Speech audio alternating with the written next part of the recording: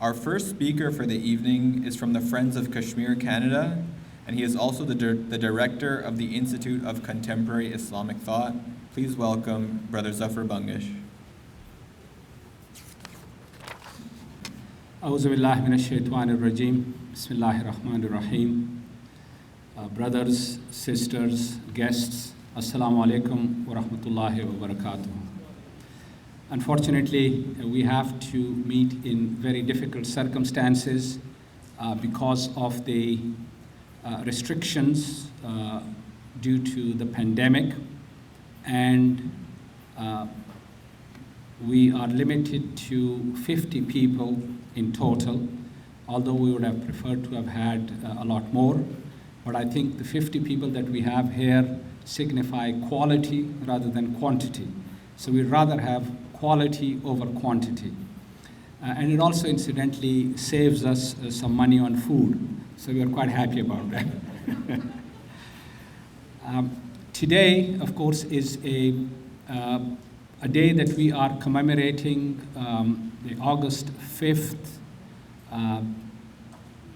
illegal actions by the Indian regime 2 years ago.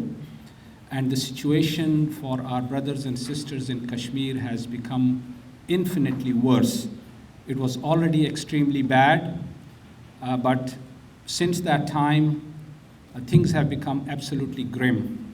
In fact, only a couple of weeks ago, I was speaking to somebody in Srinagar, and they narrated that the life for the people has become so desperate that people are now struggling simply for survival. They are not even worried about the abrogation of Article 370 or Article 35A, etc. They are simply struggling for survival. In addition, the Indian government, of course, pursuing the same policy that the Zionists are pursuing in occupied Palestine, they declare certain localities as security zones, and so they push the people out of their homes and occupy those lands, and they bring in Hindu settlers into Jammu and Kashmir, or in fact into Kashmir, because that is predominantly a Muslim area. Jammu had already been reduced to a Muslim minority area. So people are, of course, suffering tremendously. I've been told that various mountain tops around the valley in Srinagar have been taken over by the Indian Army. Golf courses have been taken over, again under the pretext of security zones, etc. And while the Kashmiris are being prevented a normal existence, the Indian government is busy, or the occupation forces are busy building Hindu temples over there.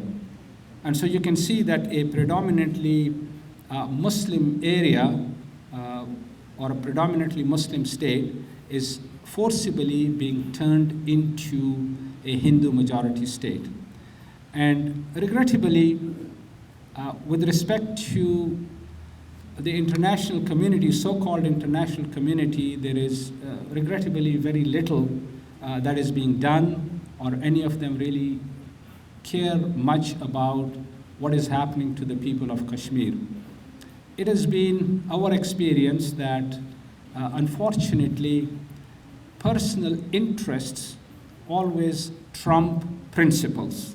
And so while they may espouse certain high principles, when it comes to their implementation, their interests take over, and then they turn a blind eye. We have been involved both in the Friends of Kashmir and the Canadian Council for Justice and Peace and Karen's organization, Just Peace Advocates. We've been involved in advocating on behalf of the Kashmiri people for a long time, yet regrettably, our elected politicians, our representatives pay very little attention. So I want to leave with you 2 points. Number one, that it's almost certain now that there is going to be an election very soon in Canada. And we as Canadian citizens we are all Canadian citizens, of course, apart from the officials from the Consulate General of Pakistan in Toronto. We as Canadian citizens have certain rights, and we need to demand those rights of people that come knocking on your door. But I don't hold much hope from them. There are two other things that we can do and that we must do. And this is something that we have been doing for a long time. And the first is that we must become the voice of the voiceless Kashmiri people. We must advocate on their behalf. That's the first point. Secondly, I would urge each and every one of you that we launch a campaign of boycotting Indian goods. I know that we have been advocating this here at our center and on other occasions. And this is not only a moral responsibility that we have, it is also a health responsibility. And I'm going to tell you why. Regrettably, many Indian products, particularly food products, are grossly contaminated. This is not something that I'm saying. You can Google this and you'll find out that FDA in the US, Health Canada, they have done analysis of food products that come from India that are not only contaminated with feces of rats, but they also contain waste product of cows, because the Hindus consider cow to be a sacred animal. So they lace their food products with cow urine and cow dung. And this is the kind of filthy things that they are feeding to people.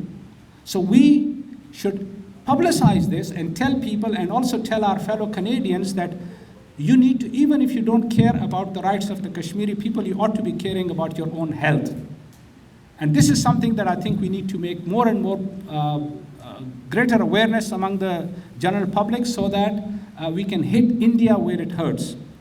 India has a trade with the United States of something like $87 billion a year.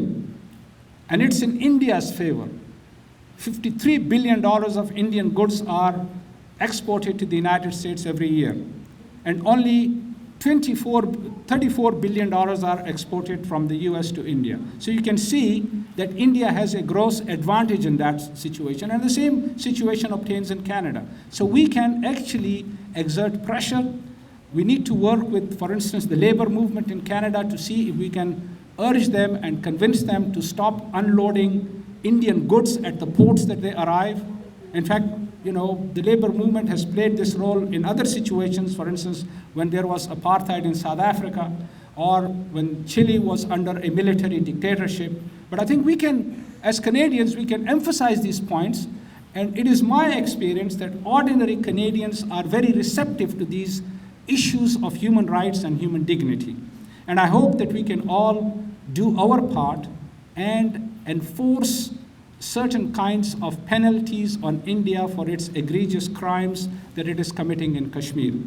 We thank you for coming out this evening or this afternoon, and we'll go into the evening. We have a wonderful list of speakers. Ahmed is going to introduce the speakers to us one by one. They've all have great sort of knowledge about the situation, and I think it's something that we would benefit from listening to their wisdom. Thank you. Assalamu alaikum wa rahmatullahi wa barakatuh.